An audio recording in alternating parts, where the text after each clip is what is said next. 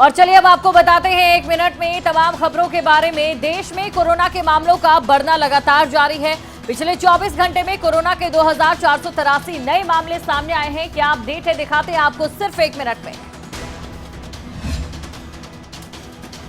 भारत में कोरोना का ग्राफ बढ़ता जा रहा है। पिछले कुछ दिनों से संक्रमितों के मामले बढ़ते जा रहे हैं। इन मामलों ने एक बार फिर प्रशासन से लेकर लोगों तक की चिंता बढ़ा दी है। स्वास्थ्य मंत्रालय की तरफ से जारी रिपोर्ट के अनुसार देश में पिछले 24 घंटों में कोरोना के 2483 नए मामले सामने आए हैं। हालांकि ये मामला कल के संक्रमितों की संख्या से कम। कल यानी सोमवार को दर्ज की गई रिपोर्ट में 2541 नए मामले सामने आए थे। आज के केसेस में कल की तुलना में 2.2% कमी है। रिपोर्ट के मुताबिक पिछले 24 घंटे में 1970 नए मरीज ठीक भी हुए हैं। वहीं एक्टिव केसों की संख्या 15,636 हो चुकी है। राजधानी दिल्ली में भी कोरोना के मामले बढ़ने शुरू हो गए हैं। सोमवार को केंद्र सरकार के स्वास्थ्य विभाग के जारी आंकड़ों के मुताबिक दिल्ली में कोविड संक्रमण के 1011 नए मामले दर्ज किए गए थे। इसी दौरान महामारी से एक मरीज की मौत हो गई। वहीं संक्रमण के मामले में दूसरे सबसे प्रभावित राज्य महाराष्ट्र की बात करें तो यहाँ कोविड-19 के 84 नए मामले सामने आने के बाद कुल संक्रमितों की संख्या 78 लाख से ज्यादा हो गई है। आपको बता दें, भारत पर कोरोना की चौथी लहर का खतरा बना हुआ है। फिलहाल के हालातों की बात करें तो बच्चों को कोरोना तेजी से चपेट में ले रहा है। एक बार फिर से कोरोना के मामलों में इजाफा होना शुरू हो गया है। जरूरी है कि हम एहतियात बरतें, चाहे मास्क की बात हो या फिर सामाजिक दूरी की। इन तमाम चीजों को एक बार फिर से हमें जिंदगी में अपनाना होगा। रुक करेंगे अगली खबर का। सोशल मीडिया पर काफी एक्टिव रहने वाले टेस्ला के सीईओ एलन मस्क लंबे समय से ट्विटर के शेयर्स में निवेश करने के बाद उसे खरीदने की अपनी प्रबल इच्छा जाहिर कर चुके थे। फिलहाल अब वो पूरी तरह से ट्विटर इंक के नए मालिक बन गए हैं। दुनिया के सबसे अमीर शख्स एलन मस्क ने माइक्रो ब्लॉगिंग वेबसाइट ट्विटर खरीद लिया है। एलन मस्क ने ट्विटर को $44 बिलियन यानी कि लगभग 3,368 अरब रुपए में खरीदने का ऐलान किया।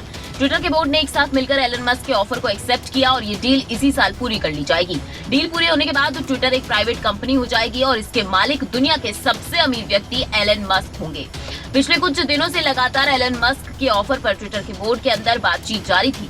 दरअसल एलन मस्क का मानना है कि फ्री स्पीच के लिए ट्विटर को प्राइवेट करना होगा और इसी वजह से उन्होंने ट्विटर को खरीदने का फैसला लिया। ट्विटर में 9% की हिस्सेदारी खरीदने के कुछ ही दिनों बाद एलन मस्क ने कहा, फ्री स्पीच के लिए ट्विटर को प्राइवेट होना पड़ेगा। इतने स्टेक से वो ट्विटर में कुछ खास बदलाव नहीं ला सकेंगे, इसीलिए उन्होंने ट्विटर खरीदने का ऑफर दिया। दिलचस्प ये है कि कुछ ही समय पहले एलन मस्क ने ट्विटर की 9% हिस्सेदारी खरीदी थी, लेकिन अब एलन मस्क के पास ट्विटर का 100% स्टेक होगा। आपको बता दें, उन्होंने ट्विटर लगभग 4,148 रुपए प्रति शेयर के दर कंपनी से खरीदी है। तो अब ट्विटर के नए मालिक बन चुके हैं एलन मस्क। हालांकि इससे पहले लगभग 3-4 साल पहले लगातार वो ये कहते नजर आए थे कि उन्हें ट्विटर बहुत अच्छा लगता है और ऐसे में अक्सर सोशल मीडिया पर उन्हें ये कहा जाता था तो कि वो ट्विटर खरीद क्यों नहीं लेते। आखिरकार उन्होंने ये भी कर दिखाया। और इसी से जुड़ी है अगली खबर। ट्विटर को एलन मस्क ने खरीद लिया, लेकिन उनके इस कदम के साथ ये सवाल शुरू हो गया है कि क्या अब ट्विटर के सीईओ पराग अग्रवाल की ट्विटर से छुट्टी हो सकती है। एलन मस्क के ट्विटर को खरीदने के बाद कंपनी के सीईओ पराग अग्रवाल को लेकर कई तरह की चर्चाएं तेज हो गई हैं। लोगों का मानना है कि पराग अग्रवाल की ट्विटर से छुट्टी हो सकती है। रिपोर्ट्स के हवाले से खबर है कि अगर ट्विटर से 12 महीने के अंदर अग्रवाल की छुट्टी होती है तो कंपनी को उन्हें $42 मिलियन की राशि का भुगतान करना होगा।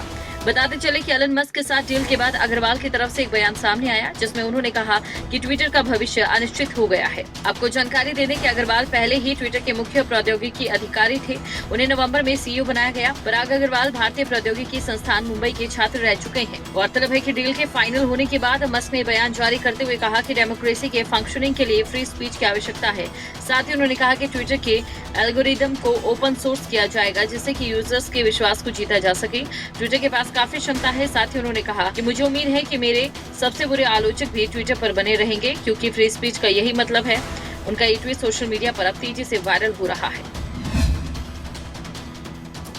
आपको बता दें, पराग अग्रवाल और एलन मस्क के बीच इससे पहले कई बार उनके बयानों में तल्खियां देखी गई हैं, लेकिन ये तल्खियां किस अंजाम तक पहुंचती है ये तो आने वाला वक्त ही बताएगा। रुक करेंगे हम अगली खबर को और बात हम करेंगे रूस और यूक्रेन से पहले फ्रांस की, क्योंकि फ्रांस में हाल ही में चुनाव संपन्न हुआ है और लेकिन चुनाव जाते फ्रांस को दंगों की आग में झुलसा गया है। दरअसल फ्रांस में मौजूदा राष्ट्रपति एमैनुअल मैक्रों ने राष्ट्रपति का चुनाव जीत लिया, जिसके बाद दंगों पर अब सियासत खूब हो रही है। फ्रांस में दंगे हो रहे हैं और दंगों के पीछे वजह है जीत का जश्न। दरअसल हाल ही में फ्रांस के मौजूदा राष्ट्रपति एमेनुएल मैक्रों ने राष्ट्रपति चुनाव जीत लिया। मैक्रों को 58.2% वोट मिले। उन्होंने मरीन ले पेन को हराया है और वो दूसरी बार राष्ट्रपति चुनाव में जीत हासिल कर चुके हैं। वहीं मैक्रों की जीत हुई, जिसके बाद जश्न मनाया गया। जश्न वैसे तो पूरे फ्रांस में मनाया गया, लेकिन मैक्रों के समर्थक पेरिस के एफिल टावर के पास इकट्ठा हो गए। जीत का जश्न मनाया गया। मैक्रों के समर्थकों ने एक दूसरे को बधाई दी। फिर फ्रेंच और यूरोपियन संघ के झंडे लहराते हुए जश्न मनाया गया। इसके बाद मैक्रों के समर्थक और विरोधी आपस में भिड़ गए, जिसके बाद से दंगे शुरू हो गए। फिलहाल दंगे पेरिस में ज्यादा भड़के हैं। हालांकि इन दंगों का असर फ्रांस के कई और राज्यों पर भी देखने को मिला है।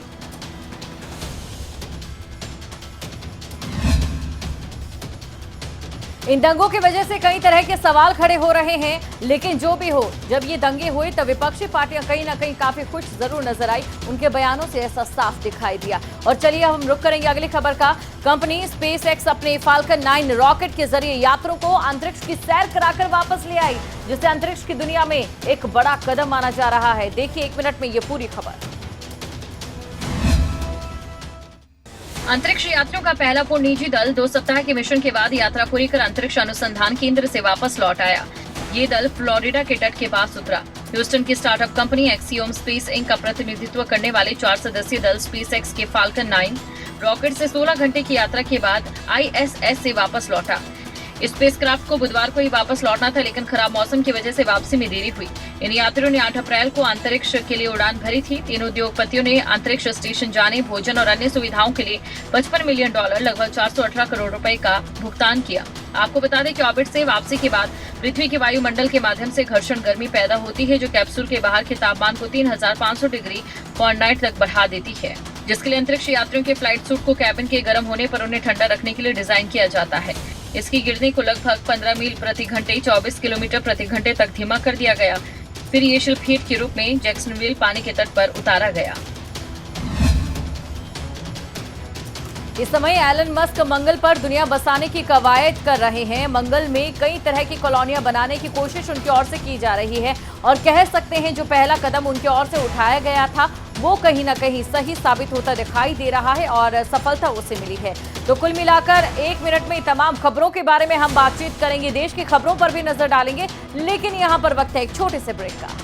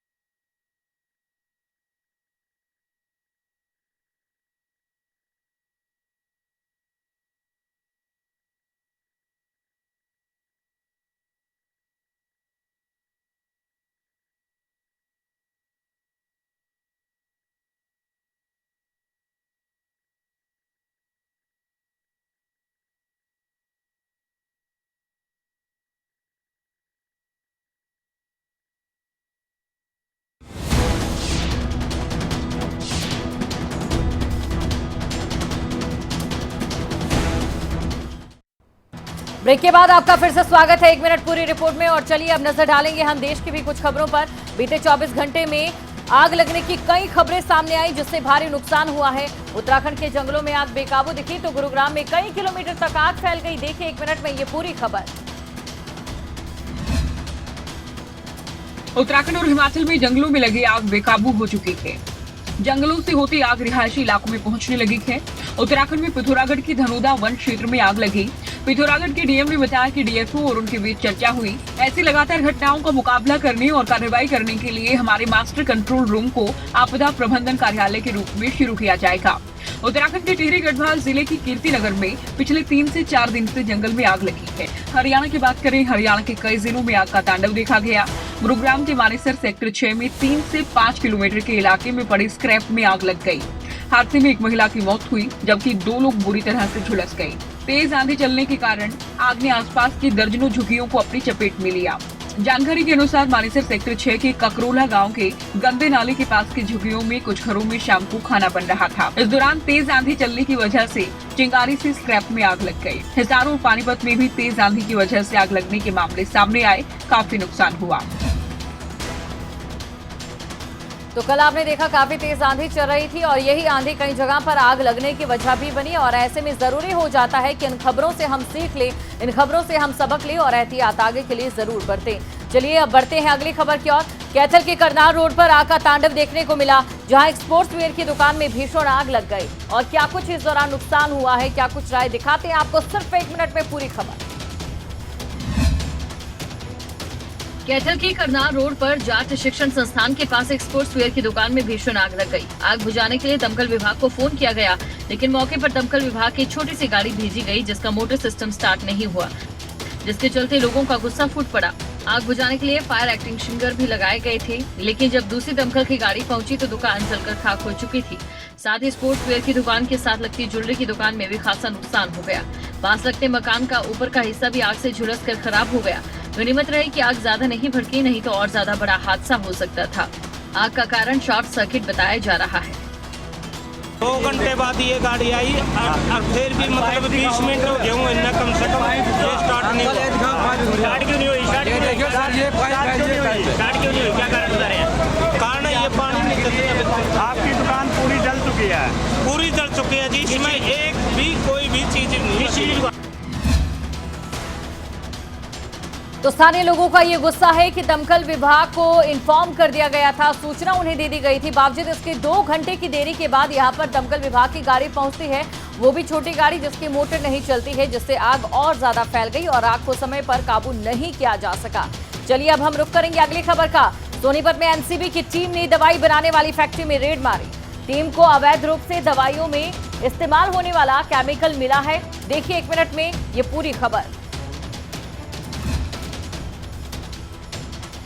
हरियाणा में युवा लगातार नशे के चपेट में आ रहे हैं और इसी को देखते हुए हरियाणा सरकार ने एडीजीपी श्रीकांत जाधव के नेतृत्व में नार्कोटिक्स ब्यूरो का गठन किया, जो कि लगातार हरियाणा में नशे के सौदागरों पर शिकंजा कस रही है।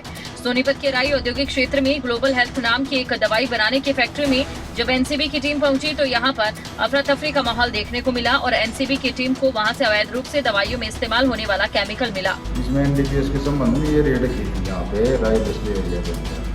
ग्लोबल हेल्थ नाम की एक कंपनी है, जिसमें कैनाबिस रेजिन 67 किलो 5 ग्राम यहाँ हमारे को मिला है, जिसका इनके पास कोई लाइसेंस वगैरह नहीं है, जो 20 एनडीपीएस एक्ट के तहत इनके खिलाफ मुकदमा दर्ज करवाया जाएगा। हालांकि कंपनी के पास दवाइयां बनाने का लाइसेंस है, लेकिन जो केमिकल वो दवाइयों में इस्तेमाल कर रहे थे वो अवैध है। इसकी मात्रा 67 किलो के आसपास दर्ज हुई। एनसीपी की टीम ने इस पूरे मामले में सोनीपत राई थाना पुलिस को इस मामले में शिकायत दी और फैक्ट्री मालिकों पर मुकदमा दर्ज कराने के आदेश दिए।